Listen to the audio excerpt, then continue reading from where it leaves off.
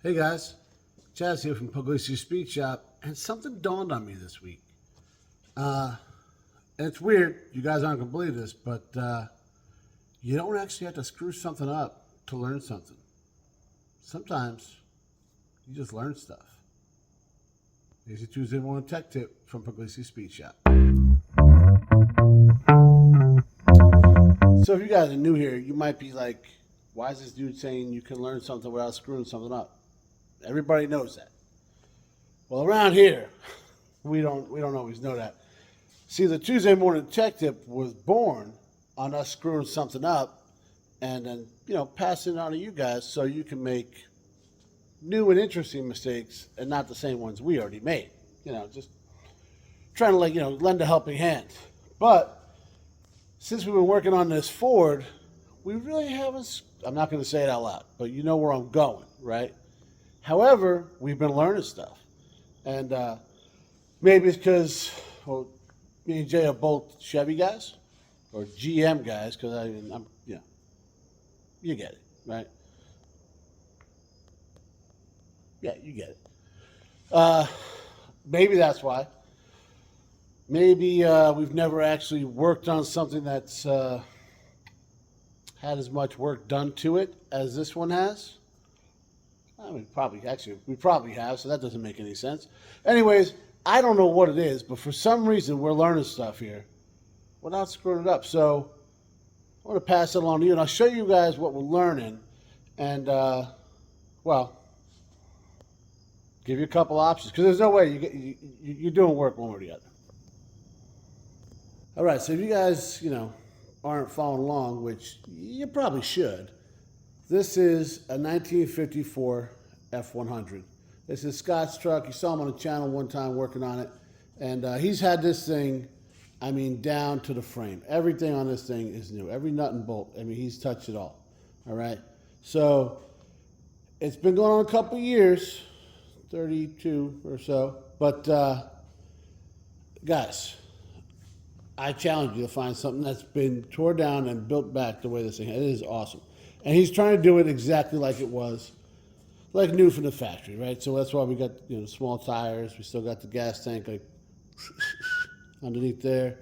All this kind of stuff, right? It's back in the day, these things were like a farm implement that you could also take to town, That's just how it is. A lot of this thing was very, very rusty, all right? So from the cab down, from the frame down rather, is the original stuff. Now, I'm 99% sure this is how it goes. This cab, he found at Carlisle. It was a replacement cab, pretty rust free. Doors, I don't know if he found them at Carlisle or not, but they're also not repod. That is actual 1954 steel. The bed was reproduction along with the front clip. So there was a couple of fitment issues. Let's see if we can see them. Let me move our hood prop out of the way. Down in here, as you can see going there, you see that little black mark there. These bolts that go in here weren't lining up with anything. It's alignment issues, guys. You have that with this reproduction stuff. Scott used a little bit of persuasion, and I probably wouldn't use on that guy. And, he got the bolts in, but they're going to come back out. We dealt with this, we call them here, these gaps here, and they're coming in pretty good. We've been messing with them a lot, but it ain't perfect yet, right? It's got a little wide back here. We're elongating some holes. We're doing a little maneuvering. And that's just how it goes, right? That's fine. That's all well and good. That's easy stuff to do. Here's a problem that you don't always see. Well, I don't really. We'll talk about it later. Anyways, this guy right here, see this contour? And this contour, right? They look kind of hard to catch on camera, but there it is, guys. This not gonna, because it's lined up here, right? And it's lined up for the most part back there. And here we got this. So, and this is all from the same company. It's not like he got, one from one guy, one from the other.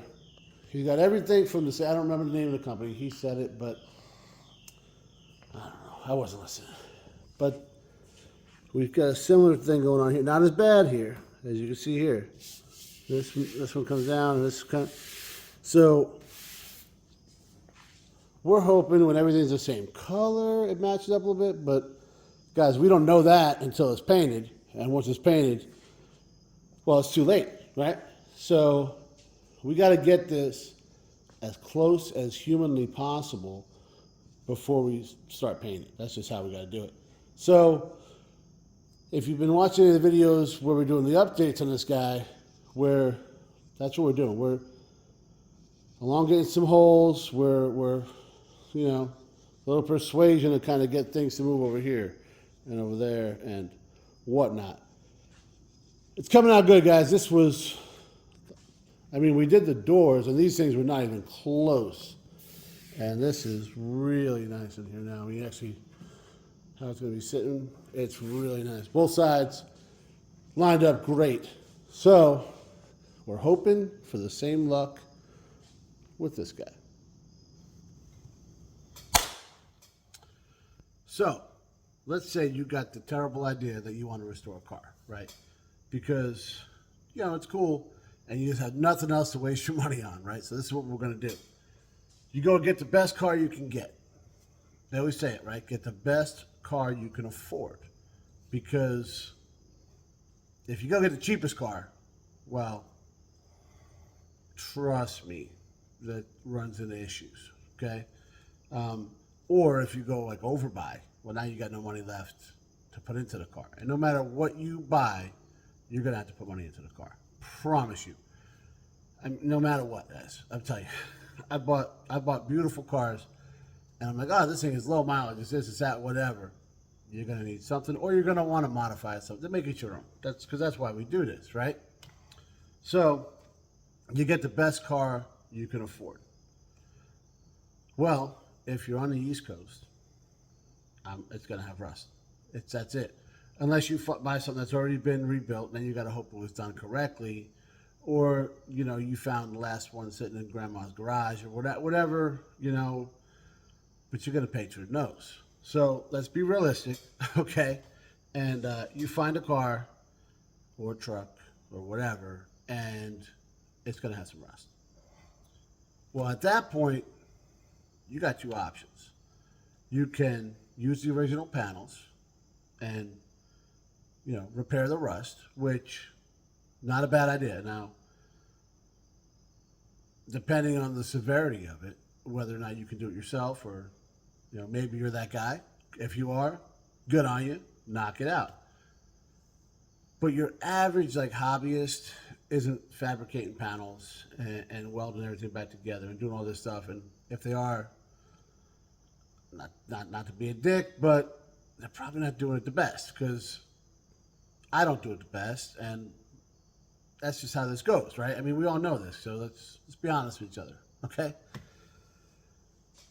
So at that point, if you got something that's either you're the guy or girl, however, all right, and then and you can actually fix it, what's wrong, or it's not that bad.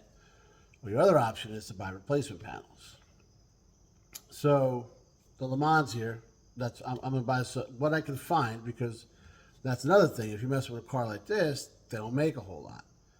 So you buy what you can, and you're making the rest. So you got to weigh it all out. That's why guys do Tri-5s and all that, because they all you build the whole thing out of a catalog. 69 Camaro, whatever. 77 Le Mans, yeah, not so much. All right. So if you're planning on using all the replacement panels, pick a vehicle that they make them for. And that's where that F100 over there is perfect, because you can buy everything, right? Except for maybe the cap. And I'll tell you what, guys, I know they're repopping parts of the caps. Like my 65, you get the whole back piece now. You couldn't get that up till like a year or two ago. So they're getting smart. They know that we're doing this stuff and we need these parts. So they're making them. They're stamping them out and all that. The problem is they are not, well, there's a couple problems, right? They're not exactly what they were back then, as far as like thickness of the metal, the contours, the bends are just off. They can be off a little bit. But you know what, guys? It's more I think about it, it's probably not, well, actually, no, it's not just the guys that are repopping it. Because honestly, their stuff nowadays is so precise. Like the way, you know, we make things now, it's all, you know, like all that stuff. What do you call that? The smart guy stuff, you know, with computers and all that kind of stuff. Well, back in the day, guys, it wasn't done like that. The margin of error is that's what I was looking for on these older vehicles, especially these trucks, was huge, just huge. The gaps were not good, let alone perfect. Like I said about the truck was a farm implement that you could, you know, go get some groceries afterwards with. That's what that was. It wasn't like the Denali's and Escalades that people are driving around today. They call it a truck, but yeah, come on, forget about it now. You're not using it like they used to use trucks, right? So they knew this building the truck, so they weren't making them perfect, you know? And guys, I got news for you. The cars back then weren't as perfect as we think either. If you see something, everything is dead on perfect at like a show or something, it's been restored. I mean, we know that. And that's awesome. Like, we can do that, but let's call it what it is, right? So when you get these replacement parts, this is where things get a little tricky. You want to make it as good as you can, right? So for me, I want this truck to be as perfect as we can possibly make it. That's why we do this. Well, then you start to get wrapped around the axle, like, oh, you're trying to make it too perfect, and it was never that way, right? And that's something that I have a hard time with, and I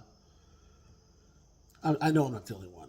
So, like we said, if you watched the video from last week, we said in the video, like Gene Winfield and these guys, yeah, they can cut this stuff and make it all that. So I took his class, and the dude is awesome. And the guys that were helping him, Gambino and those guys too, they were like, just don't be afraid to get in there and do it. And that's great for somebody like that can fix it, right? We're not all like that. So, like, am I going to start chopping this fender and brazing it and welding it and doing all this stuff? I'm not going to do that. I'm just not. We're going to massage it the best we can to get it lined up. But I'm not going to start cutting into stuff, because at the end of the day, I'm going to end up buying Scott new fenders because I'm going to screw it up, guys. You know, I'm sure Gene screwed up the first one he did, and so on and so forth. I apologize, Gene. I didn't mean that. All right. But no, seriously, I mean, that's just how it is, right? So you got to weigh it out. What do you want to do? Do you want to spend the time to fix the rust and all that, or do you want to just buy the new stuff? And if you go with buying the new stuff, that's great. There's nothing wrong with that. Just be aware that you're not just going to bolt it on and shoot paint on it and drive it. Not going to happen. You're going to be doing work. So either way, you're doing body work. So before you jump into one of these projects, sit back and think about it. See what, you know, don't just watch whatever show on television where they're going to lose a shop or whatever, and, you know, in 45 minutes, everything's perfect. It's not real life, guys. So if you want to go do this stuff, by all means do it.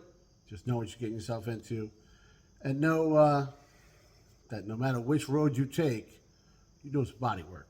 All right, unless there's this idea. I said in the last video too, guys. How do you feel about patina? Thanks for watching, guys.